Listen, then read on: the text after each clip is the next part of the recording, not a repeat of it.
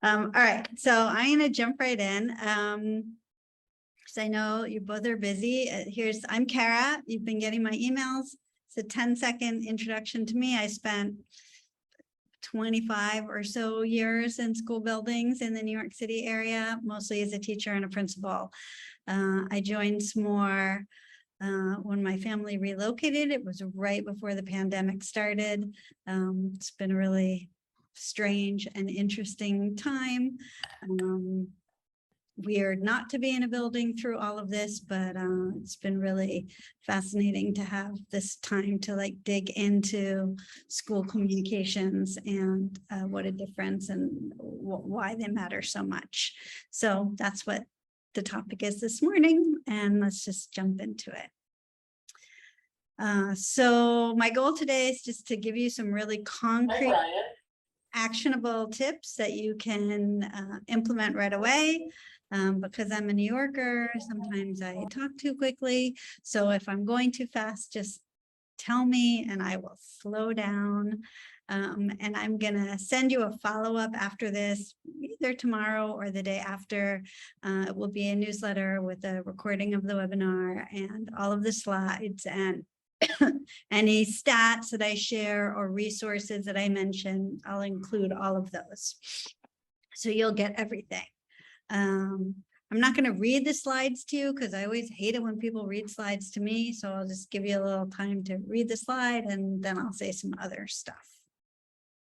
So I wanted to really start with a big kind of pull back and look with a wide angle lens at the big picture of school communications. That's sort of the essential question of what's the purpose.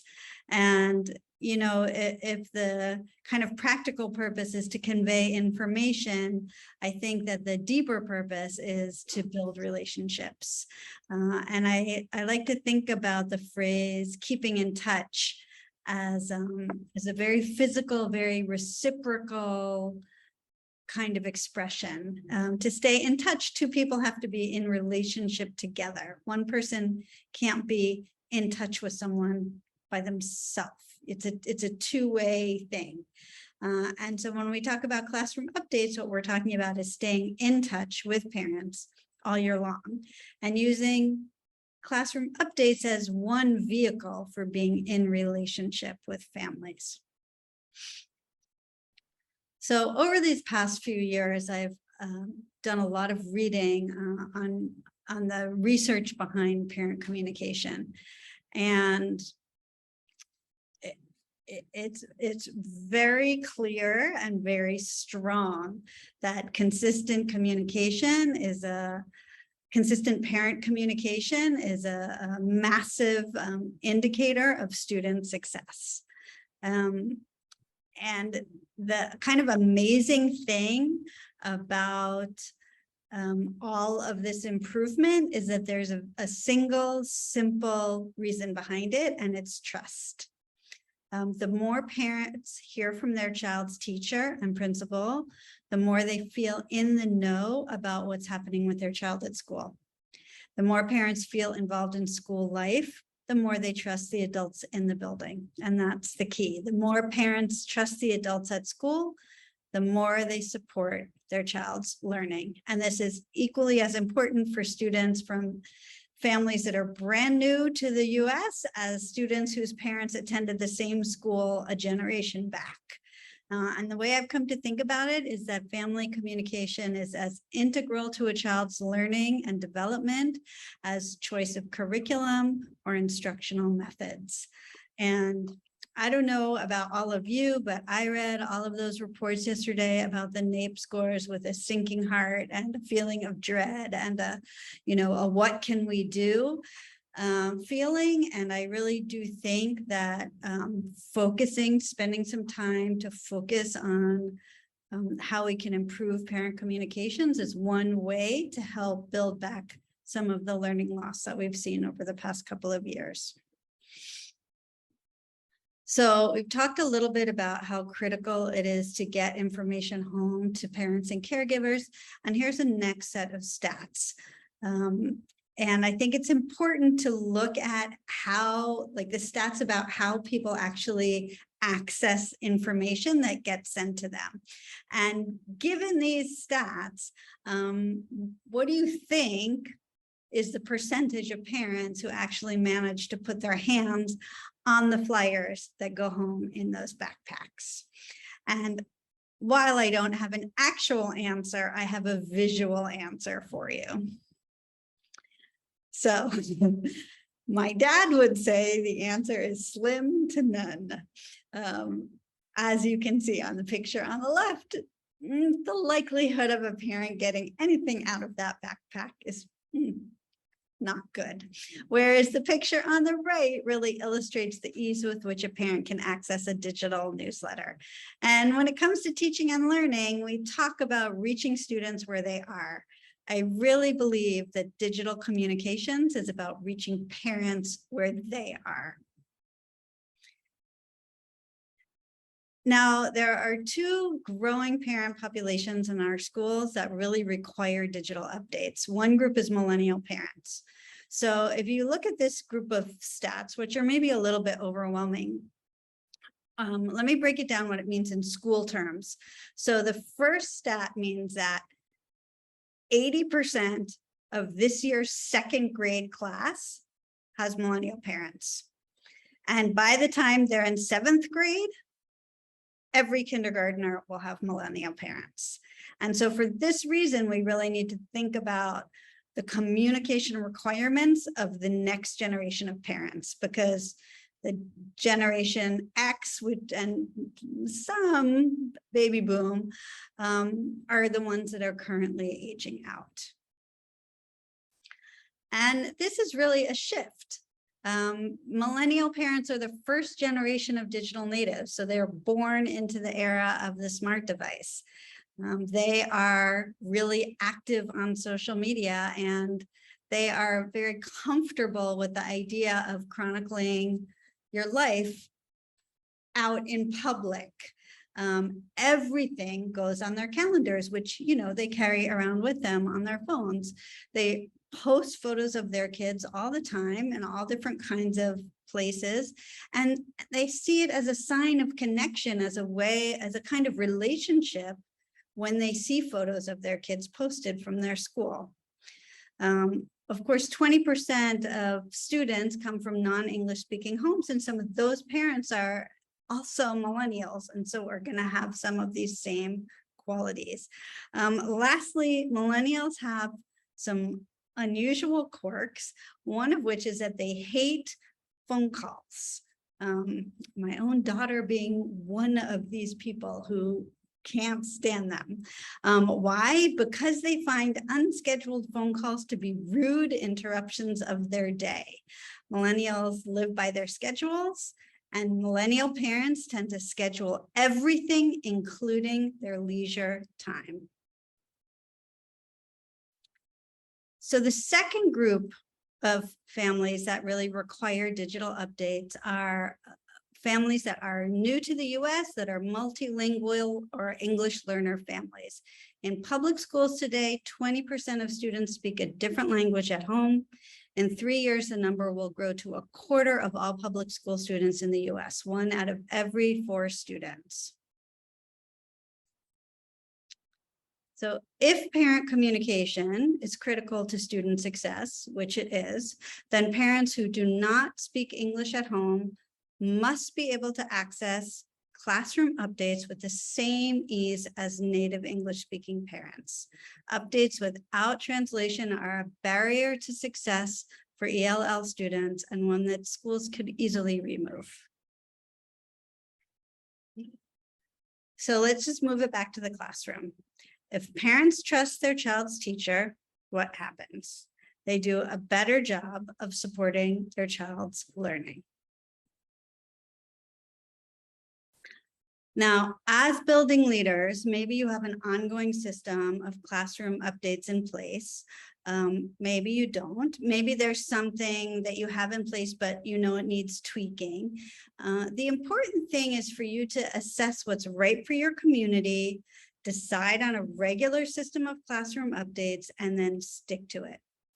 And what I think I know now, over these past couple of years of being at Smore that I didn't know when I was a building leader, is that parent communication isn't the thing that happens after the teaching is over.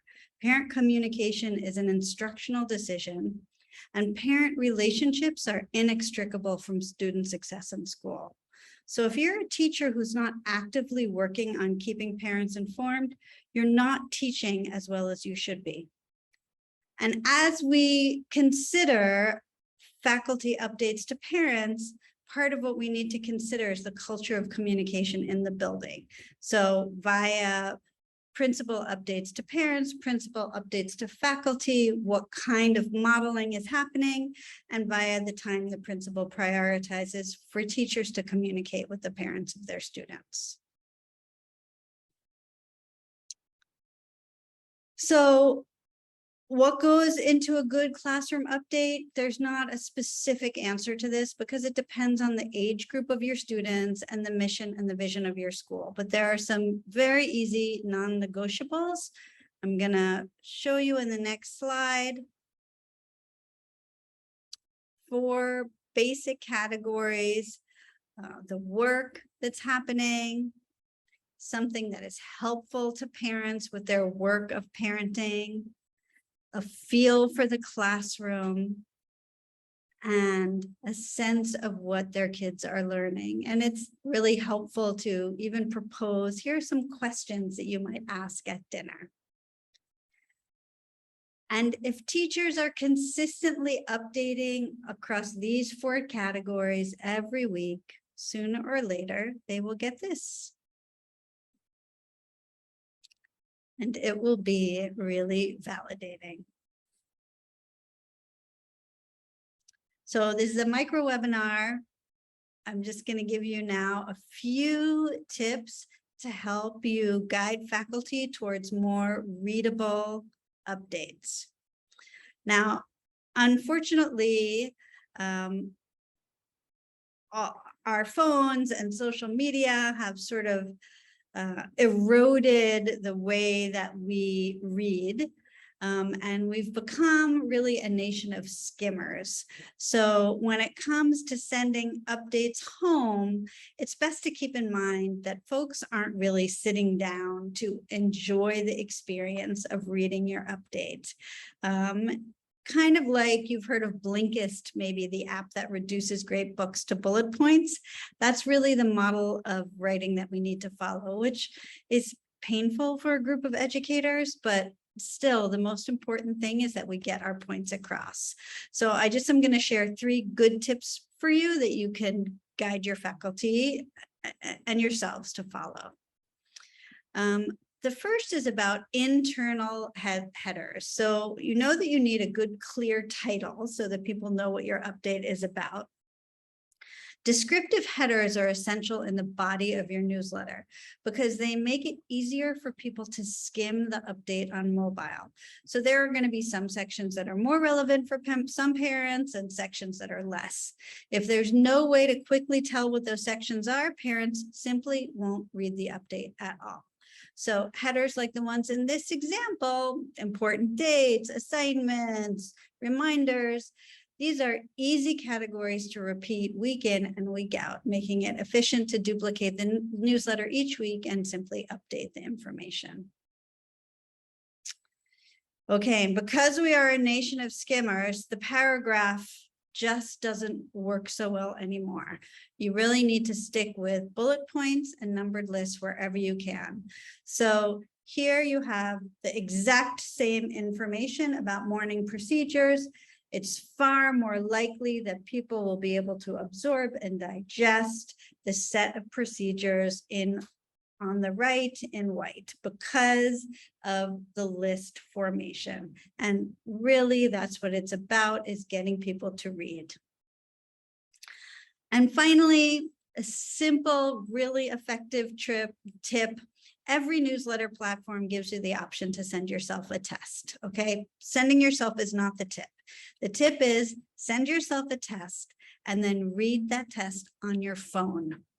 And if you find yourself scrolling without actually reading, it means your text is too long. And you want to go back and edit it down to the essentials, and then send yourself another test. Once you're happy with the experience of reading it on your phone, then you're ready to send.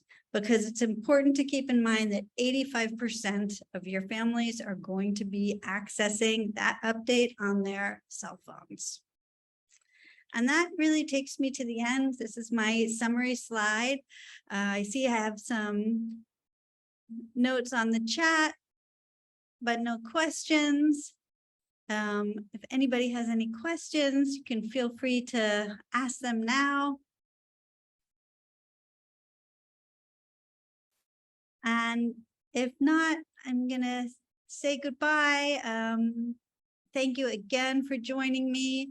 Wishing you a great rest of your day. Take care. Look out for the follow-up email with the recording and slides and resources.